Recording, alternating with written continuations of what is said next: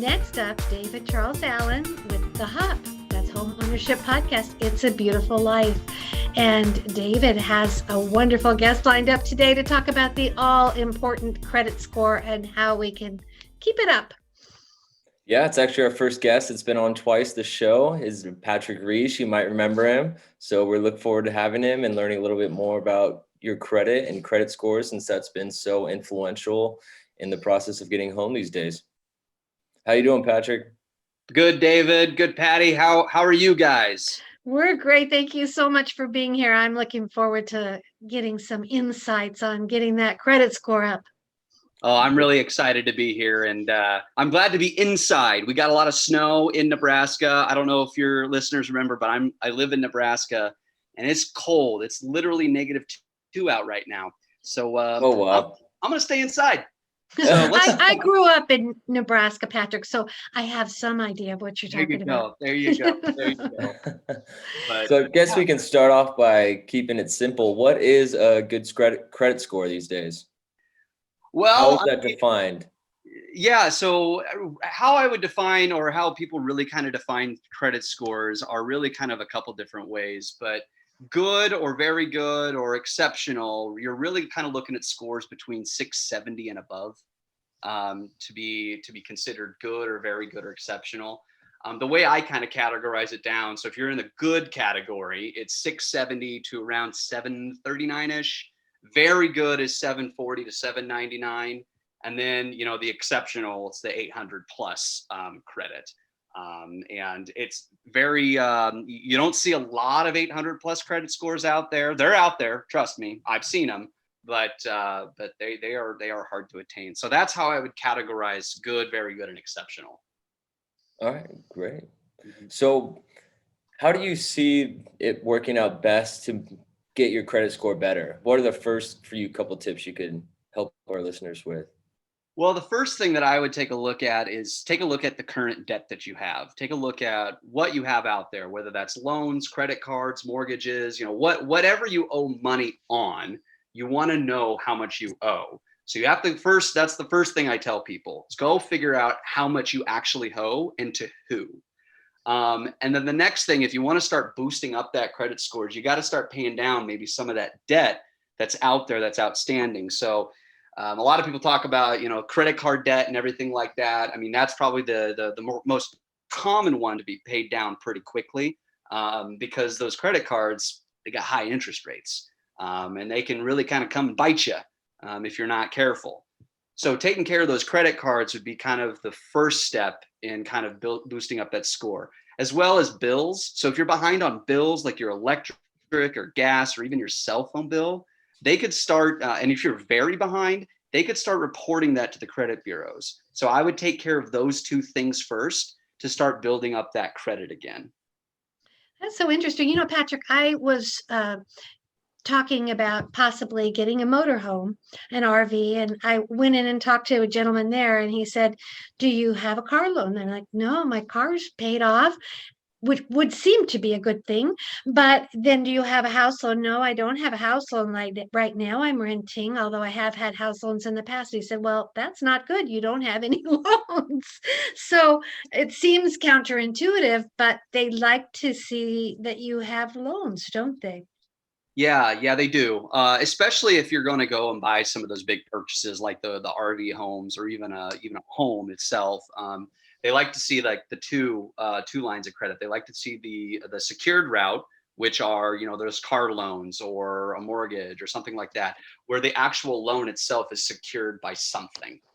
Okay, so that's one. The other one is they look for the unsecured, and so that's the credit cards, where it's a revolving line of credit that you have each month. So you have a $10,000 limit on your credit card. Well, that's the limit that you have each month, and you can go all the way up to the limit. You can go halfway to the limit. You can only spend $10 on it. So, yeah, they do like to see two lines of credit when you're doing into those big purchases. So if somebody doesn't owe anything, it might be good for them to go take out a loan just so that would improve their credit and chances of buying a home or another big purchase, would you say? Potentially. A lot of that comes down to circumstantial. I would say, of their finances. If they have a lot of cash and everything built up, they could go to a bank and they could basically maybe say like, hey, I have maybe a bunch of cash here, and do you want to give me a loan, or something like that. So a lot of it's circumstantial, but if you want to really if you're a young individual like myself, and you do want to buy, a home at some point in the next 5 years or so, you do need to have those two things kind of secured pretty well. So the unsecured loan route and then the secured loan route. So I would suggest at some point you would have to go do that. So are you saying even if you've had a secured loan in the past and you paid it off, that doesn't matter? It doesn't. So what you're gonna find is when it comes to credit scores and credit reporting, it depends for some people, and for some people they look at it, and some people they don't look at it. It really comes down to the lender. What's the lender gonna look at? So the credit scores itself are just these generalities for the lender to take a look at it and see if someone's trustworthy or not. So if a lender takes a look at someone's credit report and they see that they have a secured loan that's been paid off maybe in the past 5 years, they handle their credit cards really, really well, then potentially that lender could be, yeah, I'll lend to this person. But then there are some lenders who are like, no, I want to see two the entire time. And if they don't have two, then I'm not going to lend to them. So, Wow. yeah. So you're saying it is a lot of circumstantial, but what if someone has that perfect credit at 800, but doesn't have any debt or any loans out at all? But they've had a history and they have an $800 credit score. That's a really good question. Again, this is going to sound like a broken record at this point, but it really does come down to the lender. Wow. But if you have an 800 plus score, I mean, you've definitely worked hard to get the 800 plus score. You've paid off your debt. You're using your credit limits very, very low. Your debt to income ratio is low. Your debt to, your loan to values are low. So those are pretty easy ones to kind of push across when it comes from a lender's perspective. Now let's flip it around. How would you boost your credit score? So you're saying pay off your bills. We've also talked about if you do pull a hard credit or if you go get a new credit card, like when you're getting pre-approved for a mortgage and you get a hard credit pull, and that potentially dinks your credit score as well. How long does it take to go back up if you do nothing, or if you just keep paying your bills, or how do you boost it quicker, so to say, if a hard pull happens? Yeah, that's a good question. I would say that if you're wanting to boost it quickly, the best route to do that is to pay down debt. I mean, we talked about that before. That is the true and tried thing to kind of boost it quickly and kind of move it forward. Now, when it comes to this, to boosting it, you have to understand that this is one of those things that takes patience. Okay, like anything in life, but this is really something that takes patience. It's not going to be something that's going to be fixed overnight. It's going to take some time and some effort. One thing that I would say, if you're wanting to continuously to show that good credit history or keep your scores higher, is if you have a credit card and you don't use it, but you've used it consistently in the past, but it's just sitting at a zero balance, don't close it. Because once you close that credit card, that history is gone. They won't even look at it anymore. It'll just say a zero closed account on your credit report, and it won't have a history or anything like that for lenders to even look at.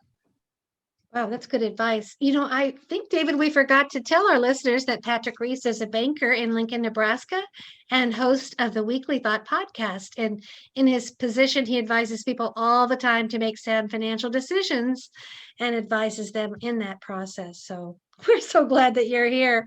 Yeah. How long does bad credit stay in your credit report? Maybe you've done really well for a year or two, but do bad things stay on there for 7 years? I've heard. Is that correct? Yeah. I mean, your stuff kind of stays on there it depends on what you define bad. If you're defining bad as like a bankruptcy or something like that, then yes, that'll stay on there for at least 7 years. But if it's something where you just are carrying a balance and you're just slow to pay it down, or you're just letting the interest ride and you pay the minimum payments and everything, then that doesn't have a time limit. That stays on there until it's either it gets written off or Paid off. your debts. Yeah, you die and your debts are taken care of, or you file for bankruptcy. So then it just all disappears, but then the bankruptcy shows up on your credit report for a long time. So kind of like what you're saying, if you have a bunch of, say, bad history with a credit card, and you miss payments or let debt accrue, and then you close it out, is that also something they're not going to be able to look at? It's just going to say a zero balance. Is that a way to boost your credit score that way? Because you're removing the bad history, so to say. No, it's well, So it only works if it will disappear, but it'll. I guess what are you asking? Like if you pay it off, or if it's paid off and goes to zero, kind of like what you're saying. If it was don't cancel a credit card if you have a good history, if you can pay off one with a bad history and get it to zero, will that be able to? Is that an improvement, or you should just keep it once you pay it off? Well, I'll tell you, it's an improvement because you're no longer going to pay that interest on that credit card. Yeah. So it is an improvement to pay it down. As far as the credit score itself comes into reflection with that, it may or may not have an impact. So I'll tell you this. The credit reporting or the credit score calculation is a trade secret. They actually don't tell anyone how they calculate it. Now, there's a lot of people out there that truly speculate, and they're very, very, very close at it, but we truly don't know how it's calculated. Wow, interesting. Yeah. So your credit cards need to be paid off completely every month, or can you just pay them down so they're low debt to what do you call that? How much you have available? Right. I would say it depends on your budget. What I try to tell people is that pay down your credit cards to a zero balance monthly. I coach my individuals and my customers to utilize their credit in an appropriate way where they're not overusing it. One of the things that I tell them is if you first get a credit card, use it for something that you know what the cost is going to be every month. So like filling up your tank with gas. You roughly know how much it's going to take to really fill it all the way up every 2 weeks, every 3 weeks, or however often you fill up.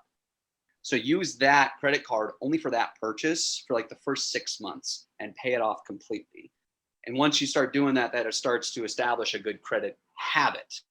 So I tell people that if you have an outstanding balance and you can pay it down, pay it down. And if you have a balance and you have the cash available to pay it down, pay it down.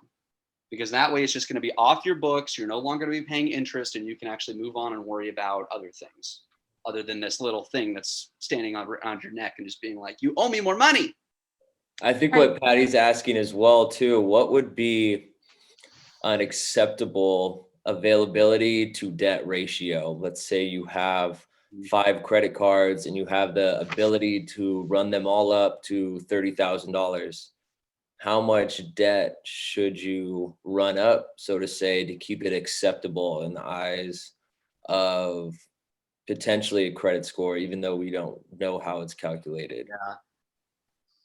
I coach people to make sure that they're using credit appropriately. So if you have 5 credit cards with a $30,000 balance on combined, I tell them try not to exceed anything over maybe 10,000.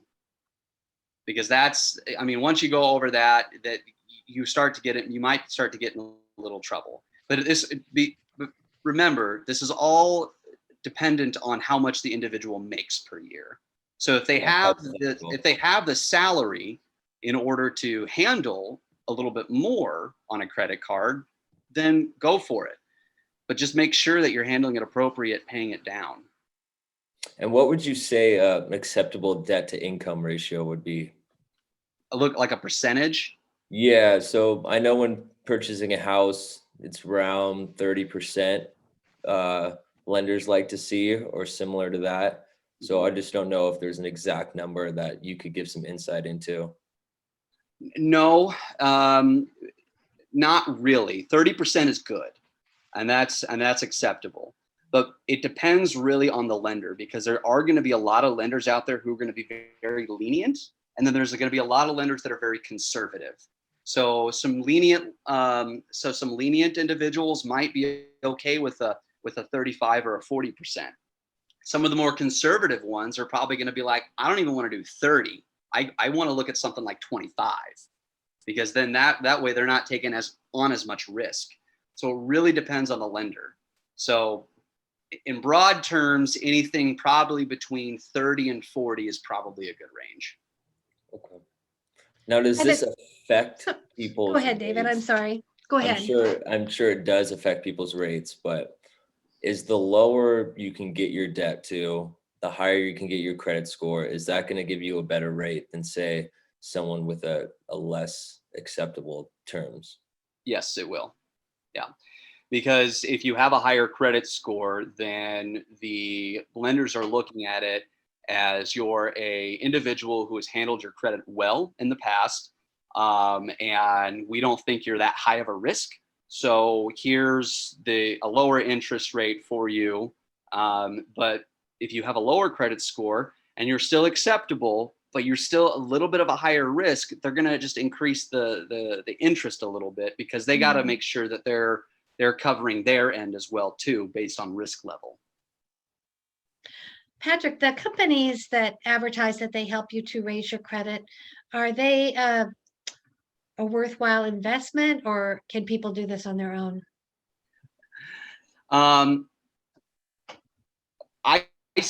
My personal opinion is I don't think it's worth the investment. I mean, think of it this way. If they're going to ask you to spend like $30 a month or whatever the subscription is, or if you're buying it just a one-time package for $100, I mean, and you still have outstanding credit card balance, well, that's $100 you just paid to a company to fix your credit score, when you could have taken that $100, put it towards your credit card, and you would have saved probably, I don't know, maybe $20 in interest on a month, which adds up over time. So, I think that it's kind of a little bit, in my opinion, that's a little bit of a fad right now, where it's all about trying to increase the credit score. If you just go back to the basics and the principles of just paying down your balances and everything appropriately, and just kind of taking care of that, budgeting, making sure that you're handling your cash in and out very well, then it's going to start taking care of itself. And what if you have something unfair on your credit report that you don't think you really owe? Yeah. If that's the case, then I would say, one, contact that company and try and work it out with them. If you can't work it out with that company, then what I would say is you would contact all three of the credit bureaus. Write them a letter? Yeah. So there's a couple different ways. I mean, you can try and call them, but that's that might be a little bit difficult. So you would want to contact the credit bureau, and you want to have it in written communication, because everything when it comes to this is you want it all written. You want it all documented. You want to clearly identify what the item is that's on the report that you're trying to dispute or you'd like to dispute, and just state facts. Don't try and be very don't try and paint a picture. Just state the facts. Request either a deletion or a correction. And then what they'll do upon receipt of that is they'll take roughly about 30 days to process, and the whole thing could take maybe up to 90 days to probably correct itself. But it depends on what you're asking them to correct or delete. If it's a huge item, I mean, that could take years to get off. Because if it's huge, I mean, if it's small things, that probably could maybe take 90 days. I've definitely seen people who have been fighting stuff with the credit bureaus, and people that they don't owe money to, but it's on their credit report and they've been working on it for years. So it really just kind of depends on what you're asking to fix or delete. Now, what about the debt consolidation companies that kind of tell you, hey, you have this much debt, you will get it down to a 20th of that. Mhm. What is the play with that? Is that to go bankruptcy and you're just paying them a fee, or are they contacting them and saying you only have so much money? Or what's the what's the business model from them, and what do they do for you? So are you talking, so I just want to clarify, are you asking if it's like one of those like cash places and they tell you that we'll buy your loan for 20 cents on the dollar? No, I'm telling the people, like I've had friends get stuff in the mail that say like, "Hey, you have 30,000 in debt. We'll get it down to 5,000 one-time payment, and we'll take care of everything with the credit card companies." Oh, yeah, I would probably steer clear of that. Because that could get you in a situation where, I mean, they probably very well could. And to be honest, I haven't really researched any of those types of companies, um, just because I haven't run into that. Um, but they could be in a position where they're trying to settle with whoever it is that you owe money to. And if you settle, that does have a negative reflection on your credit report, because you owed a company $30,000, but now you only pay 5,000. Now the 30,000's gone. Well, I mean, where's the other 25? I mean, that company's out $25,000. So it's going to reflect poorly on your credit report. And then that company who asked you to pay $5,000, I mean, they might be hitting you up with some very high interest rates, almost what I would say maybe a little criminal. But that just, and that might just make up for the fact that you owe $25,000 more. Yeah. Similarly, there are companies that send you offers. My daughter has quite a few credit cards at pretty high interest rates that offer to do a loan that takes those various loans, gives you a lower interest rate, but you do pay, but it's almost like refinancing. Mm-hmm. Is that a different business model, and are those useful? Yeah, those are useful because if you're going to, because what they're trying to do is they're trying to get the business, but two, they are actually trying to help you. Because say you have 5 different credit cards and you owe $10,000 on each credit card, so that's $50,000. Well, if it's a credit card, we all know that credit card interest rates are high. I mean, you're looking anywhere between 19 to 25%, depending if you're not in special. Well, they'll try and get that refinanced for you. So you take the $50,000 that you owe at 20%. And if you refinance this with them, now that's $50,000 at maybe 10%. Right. So you're saving a whole 10%. And on top of that, if the extra interest that you're saving, if you don't need the extra money, you could throw that back on the loan and you can pay that thing down a lot quicker. As opposed to trying to pay 5 different credit card companies, maybe just pay one. Yeah. David and we all know that times can be rough for some people right now. And I know one of the things that can really destroy a person's financial situation quickly is a health issue. Even if they have insurance, it can be hundreds of thousands of dollars when there's some sort of a catastrophe. Are these types of bills looked on as negatively as other types of debt? Like medical bills and everything, right? They're calculated the exact same. Oh, unfortunately, okay. I mean they're debt, and it's a hard thing. And I have seen individuals who have mountains of medical debt, and it's one of the hardest things because you want to help them and you want to try and get them to save money or really down to do anything, and it's financially, and it's hard, not impossible, but hard. They've already made sacrifices for working through whatever health condition them or their family member has gone through. And the last thing you really want to think about is finances, but it's kind of has to be front of mind. And unfortunately, if you have a huge medical procedure and insurance doesn't cover it, or you don't have any policies or anything like that to cover it or anything like that, you you got to pay it out of pocket, which is unfortunate and can really financially hurt a lot of people. Right. So they might have to wait 7 years if they can't pay hundreds of thousands of dollars to They get might, it to go away. they might, yeah. Mhm. Well, that's a great question. Does it just go away after 7 years, or do you have to declare bankruptcy? That I don't know.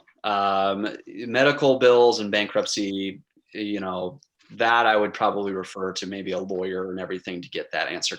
That question. I'm pretty sure on that one that after 7 years, it does not show up on your credit report without bankruptcy or anything. It's just it's kind of a nice thing for people who have had disasters in their lives where it's tens of hundreds of thousands of dollars. After 7 years, it cannot be reported. Yeah. Oh, wow. And I don't know a lot about the medical loan side. I never worked in the medical loan area or anything when it comes to medical billing. So I'm not as well versed in that area. Well, that's great to know, Much Patty. good information. Yeah. Well, even though we had insurance, my husband had cardiac arrest, he had a brain injury, he was in the hospital for like 6 months. He went through, and it was tens of hundreds of thousands of dollars, and Yeah. so I passed the 7 year mark, but it was difficult because even if you try to chip away, it's just too much. So after 7 years, it does go away. Wow. That's Yeah. Ooh, so much good information. What have I forgotten to ask? I'm sure something. What about you, David? I think he's pretty much made it pretty clear. Just pay down those high interest debts, try and keep it as low as possible. Don't spend more than you can afford, and really just keep it consistent on what Yeah. you. There are actually some tricks to all of things, though. I know that I read, and of course I read some things that are not correct, but sometimes it doesn't help to pay off a collection. It's better to kind of deal with the collection agency, because once you pay it off, it still shows up and it doesn't even improve your credit. Yeah, that can be the case sometimes. Just work with the collection agency to pay it off. And yeah, and you'll find that even sometimes, they make mistakes. And even if you do pay it off, that they just forget to remove it, which is human error, and you can chalk it up to human error, but that makes a big impact on someone's life. I mean, if they are able to pay off a collection item and get that thing done and get it off the credit report, but then they don't do it. Me myself, I'd be pretty upset. Yeah. Mm-hmm.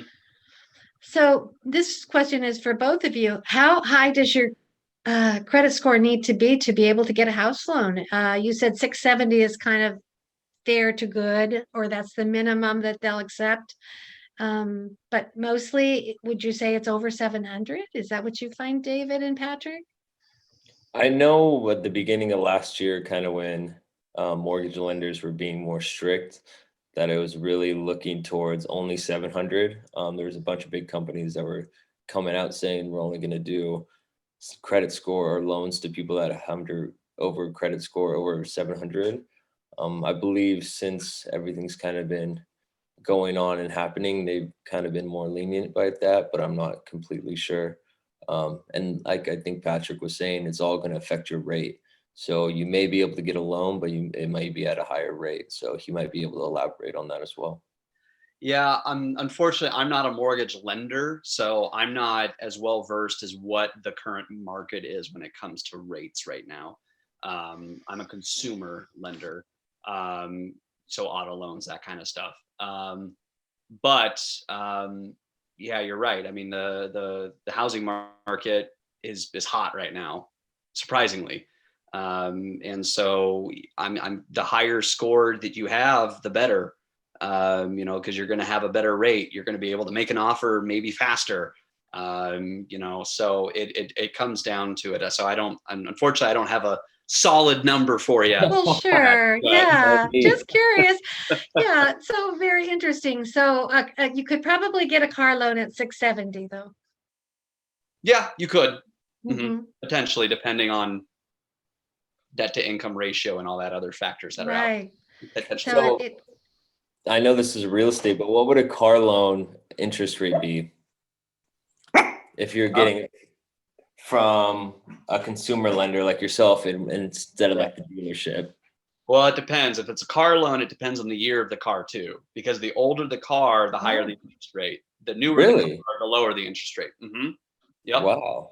The reason being is because, you know, the older the car, the more maintenance on it, more risk that comes involved, as well as, you know, if you try and sell an older car, you're not going to get as much value off of it, you know? Right. So, yeah. And I've learned with RV loans, they don't even want to give loans if it's too old. If the vehicle is too old, they want it to be newer. Yeah, that's correct. Because RVs are so, they have all that specialized stuff in them too.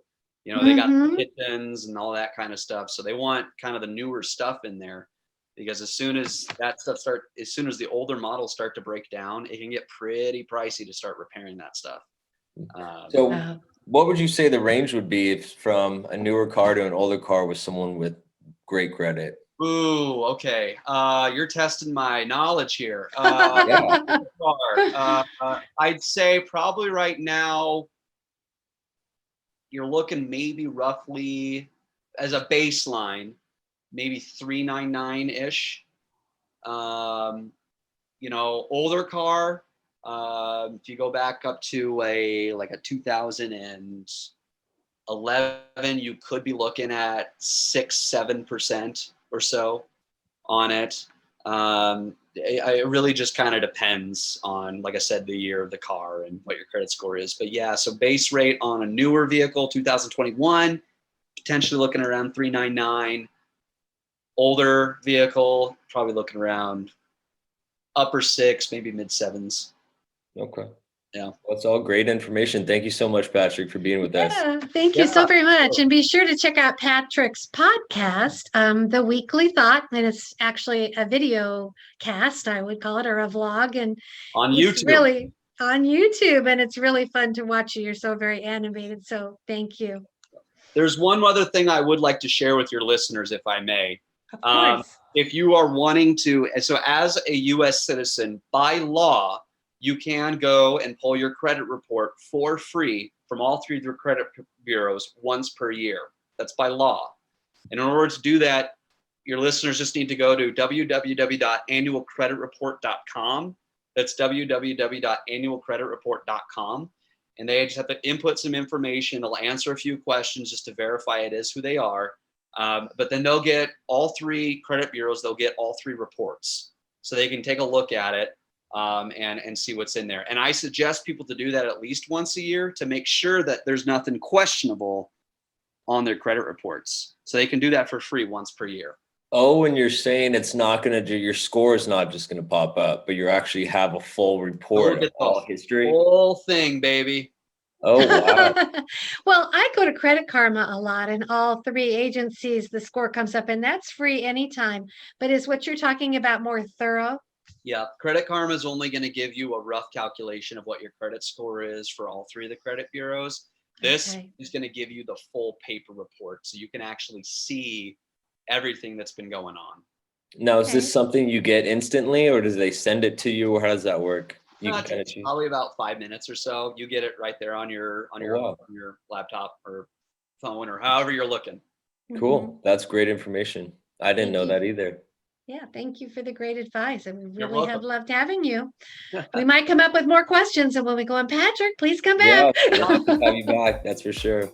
That's totally fine. You know, just find me on a snowy day here in Lincoln, Nebraska, and I'd love to jump on. Thank you. All right, Patrick. I'll see you later. Bye-bye. Thanks, guys. Bye. Thank you. Bye.